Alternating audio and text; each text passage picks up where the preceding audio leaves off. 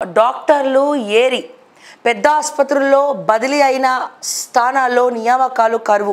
Long standing పేరిట నిపుణులకు బదిలీలు, వారి స్థానాల్లో కొత్త వారిని నియమించని ప్రభుత్వం.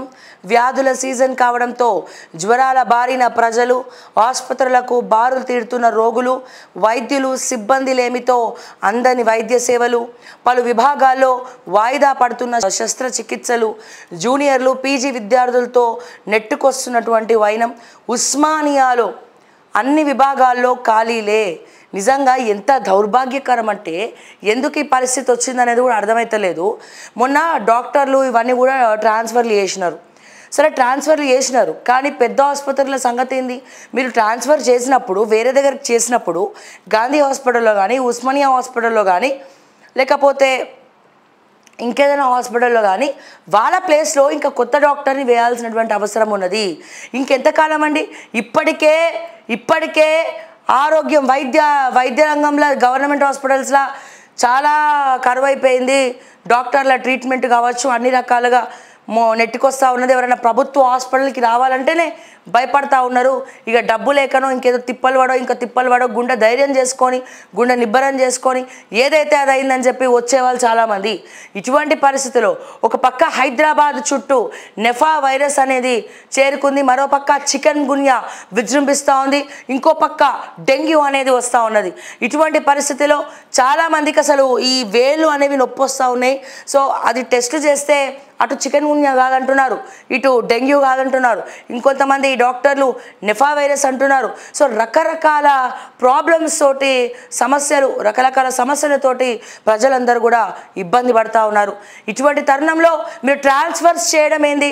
సో ట్రాన్స్ఫర్స్ చేస్తే కరెక్ట్గా చేయాలి. ట్రాన్స్ఫర్స్ చేయడం తప్పంటలేం మేము. సో దానికి అనుగుణంగా మీరు ఈ హాస్పిటల్ నుంచి ఇంకెక్కడికో డాక్టర్ని పంపిస్తున్నప్పుడు ఇక్కడ హాస్పిటల్స్లో ట్రీట్మెంట్ కోసం డాక్టర్లు అయితే ఉండాలి కదా. సో ఇక్కడ హాస్పిటల్లో ట్రీట్మెంట్ కోసం డాక్టర్లు అయితే పెట్టాలి కదా, వేరే వాళ్ళని తీసుకొచ్చి ఇక్కడ వేయాలి కదా. ప్రమోషన్స్ ఇచ్చి వాళ్ళని పంపిస్తే వీళ్ళ పరిస్థితి ఏంటి?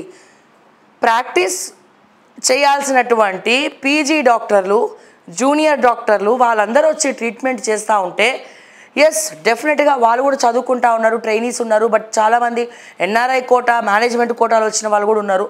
బట్ పీజీ డాక్టర్స్ లేకపోతే జూనియర్ డాక్టర్స్ వచ్చి వాళ్ళు ట్రైనింగ్ తీసుకుంటున్నటువంటి పీరియడ్లో వాళ్ళు వచ్చి డైరెక్ట్గా ట్రీట్మెంట్ చేసుకుంటూ ఉంటే సామాన్యుల పరిస్థితి ఏంది? ఇంకా మొత్తం కూడా రోడ్ల మీద పడాల్సిందేనా? ప్రైవేట్ హాస్పిటల్స్కి వెళ్ళాల్సిందేనా? దామోదర్ రాజనరసింహ గారు, సో దయచేసి ఆరోగ్య శాఖలో ఏం జరుగుతుందో ఆరోగ్యకరమైనటువంటి ఆలోచనలు తీసుకొని ఒకసారి మీరు సమీక్షలు జరపాలా. ఎందుకంటే 3-4 నెలలను చూస్తూ ఉన్నాము ఆరోగ్య శాఖలో ఏదో ఒకటి అయితే మీ డిపార్ట్మెంట్లో గవర్నమెంట్ ఆఫీసర్లు ఇష్టానుసారంగా వ్యవహరించడము, లేదా ఇగో ఇట్లాంటివన్నీ కూడా జరగడము, ఇంకొన్ని మారుమూల ప్రాంతాల్లో పిహెచ్సి సెంటర్స్లో మందులు మాయమవ్వడము, వెనకపొంటి అమ్ముకోవడము, ఇట్లాంటివన్నీ కూడా జరుగుతూ ఉన్నాయి సార్ దయచేసి ఒకసారి చూడండి. తెలంగాణ రాష్ట్ర వ్యాప్తంగా మీరంటారు ఆరోగ్య కార్డు అంటారు, 5 లక్షల నుంచి 10 లక్షలు పెంచినామంటారు. తీరా ఒక రకంగా చూస్తే అన్నిటికన్నా బడ్జెట్లో తక్కువ బడ్జెట్ కేటాయించింది మరి మీ డిపార్ట్మెంట్కే. హెల్త్ కోసం, ఆరోగ్యం కోసం ఒకటి విద్య, ఒకటి వైద్యం అనేది ఏ రాష్ట్రానికైనా చాలా అవసరం. ఇటువంటి పరిస్థితిలో మరి కేవలం కొన్ని కోట్లు మాత్రమే, లీస్ట్ అమౌంట్ మాత్రమే మరి ఇక్కడ హెల్త్కి కేటాయించడం అనేది ఒక దౌర్భాగ్యకరం. అయితే అదే కాకుండా ఇప్పుడు ఫ్యాకల్టీ లేకపోవడము, సామాన్య ప్రజలందరూ కూడా ఇబ్బంది పడడము, వెనుదిరిగి వెళ్ళిపోవడము, జరగాల్సినటువంటి సర్జరీలు ఆగిపోవడము, సో ఇవన్నీ కూడా జరుగుతూ ఉన్నాయి సో దయచేసి అసలు ఏం జరుగుతోంది? గాంధీ ఆసుపత్రిలో మొన్నటికి మొన్న వాళ్ళు ప్రొటెస్ట్ చేయడం జరిగింది, మేము ఎవరు కూడా ట్రీట్మెంట్ చేయమని. ఆ తర్వాత ప్రమోషన్స్ అన్నారు, ట్రాన్స్ఫర్లు అన్నారు. ఇప్పుడు హాస్పిటల్కి పోతే డాక్టర్లు కరువైనారు. సో ఎవరైతే పోస్ట్ గ్రాడ్యుయేషన్ చేస్తున్నారో, ఎవరైతే చదువుకుంటున్నారో సో వాళ్ళతోటి ట్రీట్మెంట్లు చేపిస్తూ ఉన్నారు. సో ఎంతవరకు అని వాళ్ళు నెట్టుకరాగలుగుతారు? ఎంతవరకు అని ఇప్పుడు ఈ విషయం తెలిసి ఇంకొంతమంది ఏమైనా రాగలుగుతారా? ఎవరైనా ధైర్యం చేసి గవర్నమెంట్ హాస్పిటల్కి రాగలుగుతారా? ఎందుకు ఇటువంటి వ్యవహారాలు చేస్తూ ఉన్నారు? కావాలనే చేస్తూ ఉన్నారా? మీరు కావాలనే చేస్తూ ఉన్నారా?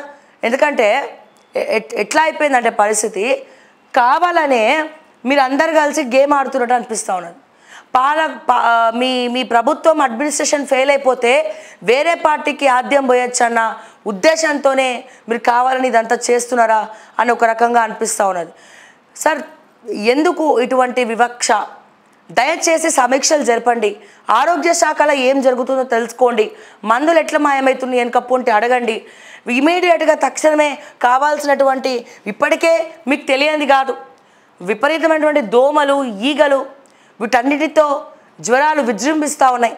ఇంకా చార్మినార్, పాత బస్తీ లాంటి ఏరియాల్లో చెప్పాల్సినటువంటి అవసరమే లేదు. సో విపరీతంగా అసలు ఆ ఇన్ఫెక్షన్ ఏందో, ఆ కొత్త వైరస్ ఏందో అర్థం కానటువంటి పరిస్థితిలో ఉన్నాం. ఈ కొత్త వైరస్ ఇంకా ఏందో తెలియదు. ఒక పక్క డెంగ్యూ, మలేరియా, చికెన్ గున్యా, నిఫా వైరస్తో పాటుగా కొత్త వైరస్లు వస్తూ ఉన్నాయి. చాలామంది ఇబ్బంది పడుతూ ఉన్నారు. ఏదేమైనా అందరు వచ్చేది ఉస్మానియా ఆసుపత్రికే. అది కాకుండా గాంధీ ఆసుపత్రికి వస్తారు. మన హైదరాబాద్లో ఉన్నటువంటి 2 అతిపెద్ద హాస్పిటల్ అంటే ఇవే. ఆ ఉస్మానియా కూడా ఎట్లా పడితే అట్లుంటుంది. దోమలు, డ్రైనేజ్ లీకేజ్, వర్షం పడితే గోడలకెళ్ళి కారాల. సో ఇవన్నీ కూడా జరుగుతూ ఉన్నాయి. ఇటువంటి పరిస్థితిలో ఉస్మానియాలో అయితే మరీ దారుణం. ఒక్క డాక్టర్ కూడా లేకపోవడం ఏంటి సార్ ఉస్మానియాలో? ఒక్క డాక్టర్. ఇగో అసలే వ్యాధులు ప్రబలే season. Dengue, malaria, chikungunya, viral ఫీవర్ల వంటివి విజృంభిస్తున్న సమయం. పెద్ద ఆసుపత్రులు వందల సంఖ్యలో రోగులతో కిక్కిరిసిపోతున్న పరిస్థితి. వైద్యులు, వైద్య సిబ్బంది పూర్తి స్థాయిలో అందుబాటులో ఉండాల్సిన సమయం. ఇలాంటి కీలక పరిస్థితుల్లో పెద్ద ఆసుపత్రుల్లో బదిలీలు చేపట్టిన ప్రభుత్వం ఖాళీ అయిన స్థానాల్లో నియామకాలు మాత్రం జరపలేదు. బదిలీలు జరిగిన స్థానాల్లో సగం మందిని కూడా నియమించలేదు.